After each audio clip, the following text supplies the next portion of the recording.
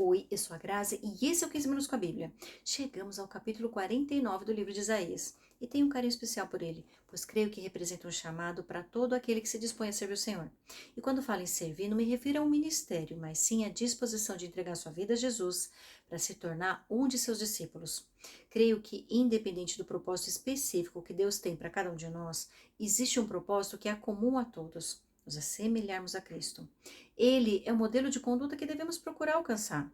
Ele nos convida a renunciar aos nossos jugos pesados e a receber o dele, que é suave e cujo fardo é leve.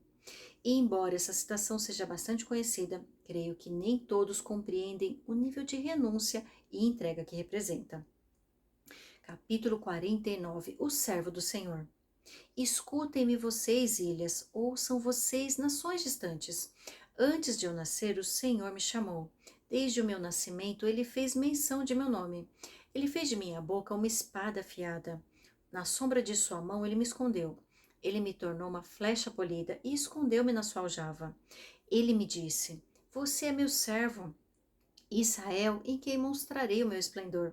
Mas eu disse: Tenho me afadigado sem qualquer propósito. Tenho gastado minha força em vão para nada. Contudo, o que me é devido está na mão do Senhor, e a minha recompensa está com meu Deus. E agora o Senhor diz: Aquele que me formou no ventre para ser o seu servo, para trazer de volta Jacó e reunir Israel, ele mesmo, pois sou honrado aos olhos do Senhor, e o meu Deus tem sido a minha força. Ele diz: Para você é coisa pequena demais ser meu servo, para restaurar as tribos de Jacó e trazer de volta aqueles de Israel que eu guardei. Também farei de você uma luz para os gentios, para que você leve a minha salvação até os confins da terra. Assim diz o Senhor, o Redentor, o Santo de Israel, aquele que foi desprezado e detestado pela nação. Ao servo de governantes, reis o verão e se levantarão, líderes o verão e se encurvarão, por causa do Senhor, que é fiel, o Santo de Israel, que o escolheu. Aqui vemos que o Senhor nos escolhe desde o ventre para sermos seus servos. Ele nos chama pelo nome, nos prepara como uma flecha polida e nos guarda em sua aljava para um tempo oportuno. E embora ser fiel ao Senhor pareça muitas vezes algo cansativo e que parece não dar frutos, devemos crer que a nossa recompensa está nas mãos do Senhor. E o chamado que ele nos comissiona é para reunir as ovelhas perdidas de Israel e levar a boa nova aos gentios. Aqueles que conhecem e temem o Deus verdadeiro são convocados a propagar esse temor por onde quer que caminhem. Uma frase bem conhecida atribuída a São Francisco de Assis diz assim: Pregue o Evangelho, se necessário, use palavras. A nossa conduta ministra muito mais aos outros do que as nossas palavras eloquentes.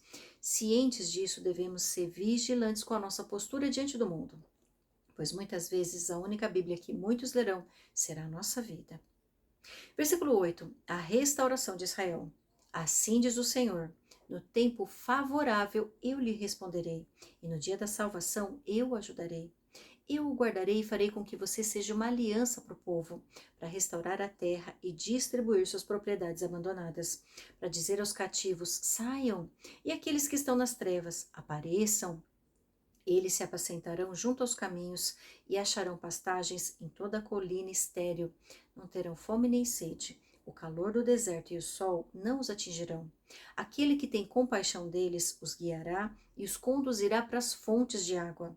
Transformarei todos os meus montes em estradas e os meus caminhos serão erguidos. Veja, eles virão de bem longe, alguns do norte, alguns do oeste, alguns de Assuã. Gritem de alegria, ó céus, regozije-se, ó terra, e rompam em canção, ó montes, pois o Senhor consola o seu povo e terá compaixão de seus afligidos. Sião, porém, disse: O Senhor me abandonou, o Senhor me desamparou. Haverá mãe que possa esquecer o seu bebê que ainda mama e não ter compaixão do filho que gerou? Embora ela possa esquecê-lo, eu não me esquecerei de você. Veja, eu gravei você nas palmas de minhas mãos. Seus muros estão sempre diante de mim. Seus filhos apressam-se em voltar, e aqueles que a despojaram afastam-se de você. Erga os olhos e olha ao redor. Todos os seus filhos se ajuntam e vêm até você. Juro pela minha vida que você se vestirá deles todos como ornamento. Você se vestirá deles como uma noiva, declara o Senhor. Apesar de você ter sido arruinada e abandonada, e apesar de sua terra ter sido arrasada, agora você será pequena demais para o seu povo, e aqueles que a devoraram estarão bem distantes. Os filhos nascidos durante o seu luto ainda dirão ao alcance dos seus ouvidos: Este lugar é pequeno demais para nós. Dê-nos mais espaço para nele vivermos. Então você dirá em seu coração: Quem me gerou esses filhos? Eu estava enlutada e estéril, estava exilada e rejeitada. Quem os criou? Fui deixada totalmente só. Mas estes, de onde vieram? Assim diz o soberano Senhor: Veja, eu acenarei para os gentios, erguerei minha bandeira para os povos. Eles trarão nos braços os seus filhos e carregarão nos ombros as suas filhas. Reis serão os seus padrastos, e as suas rainhas serão as suas amas de leite. Eles se inclinarão diante de você, com o rosto em terra, lamberão o pó dos seus pés. Então você saberá que eu sou o Senhor. Aqueles que esperam em mim não ficarão decepcionados. Será que se pode tirar o despojo dos guerreiros? Ou será que os prisioneiros podem ser resgatados do poder dos violentos? Assim, porém, diz o Senhor, sim, prisioneiros serão tirados de guerreiros, e despojo será retomado dos violentos. Brigarei com os que brigam com você, e seus filhos eu os salvarei. Farei seus opressores comerem sua própria carne, ficarão bêbados com seu próprio sangue, como com vinho. Então todo mundo saberá que eu, o Senhor, sou seu Salvador, seu Redentor e o poderoso de Jacó. A primeira coisa que percebo aqui é que existe um tempo favorável para que a restauração aconteça. No tempo oportuno, e nem um minuto antes, o Senhor se levantará e fará com que os seus planos se concretizem. Muitas vezes chegamos a pensar que o Senhor se esqueceu de nós e nos abandonou. Mas Ele nos lembra que mesmo que uma mãe se esquecesse de um filho que amamenta, Ele não se esqueceria de nós. Ao comparar o amor de uma mãe por seu bebê recém-nascido ao seu amor por nós, o Senhor nos mostra que o dele é muito superior, pois mesmo o maior amor da terra é pequeno quando comparado a ele. E quando o Senhor se lembrar de nós, será um tempo de frutificação e fertilidade.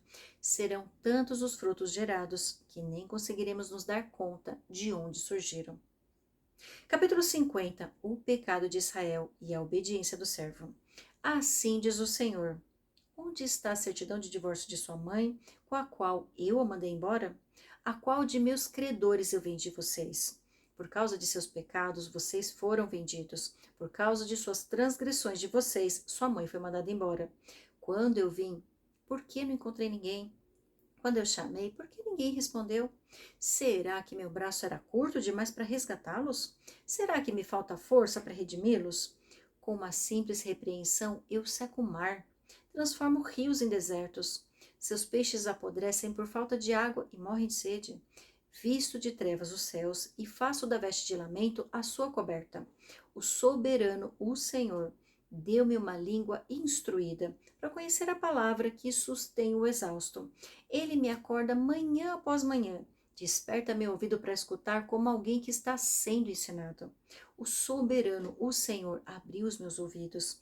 E eu não tenho sido rebelde. Eu não me afastei. Ofereci minhas costas àqueles que me batiam, meu rosto àqueles que arrancavam minha barba. Não escondi a face da zombaria e dos cuspes, porque o Senhor, o soberano, me ajuda. Não serei constrangido. Por isso eu me opus firme como uma dura rocha, e sei que não ficarei decepcionado. Aquele que defende o meu nome está perto. Quem poderá trazer acusações contra mim? Encaremo-nos um ao outro. Quem é meu acusador? Que ele me enfrente. O soberano, o Senhor que me ajuda. Quem irá me condenar? Todos eles se desgastam como uma roupa. As traças os consumirão. Quem entre vocês teme o Senhor e obedece à palavra de seu servo? Que aquele que anda no escuro, que não tem luz alguma, confie no nome do Senhor e se apoie em seu Deus. Mas agora, todos vocês que acendem o fogo e fornecem a si mesmos tochas acesas, vão, andem na luz de seus fogos e das tochas que vocês acenderam. Vejam o que receberão da minha mão. Vocês se deitarão atormentados. Aqui vemos alguém a quem Deus deu uma língua instruída a falar em seu nome. Uma pessoa que confia plenamente no poder de Deus para resguardá-lo do mal. Alguém que ouve a voz do Espírito Santo toda manhã e que abre seus ouvidos para aprender.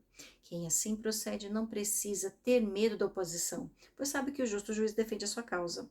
Quem teme o Senhor e obedece a sua palavra não tem com que se preocupar, mesmo quando ofendido, confrontado ou caluniado. Deve permanecer firme como uma rocha e em silêncio, pois assim abre espaço para que o Senhor dos Exércitos execute justiça.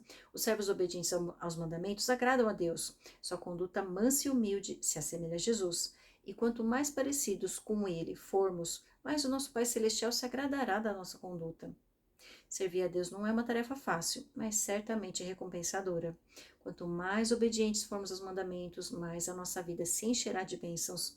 Aqueles que buscam em primeiro lugar o reino de Deus e a sua justiça são recompensados com todas as demais coisas de que necessitam.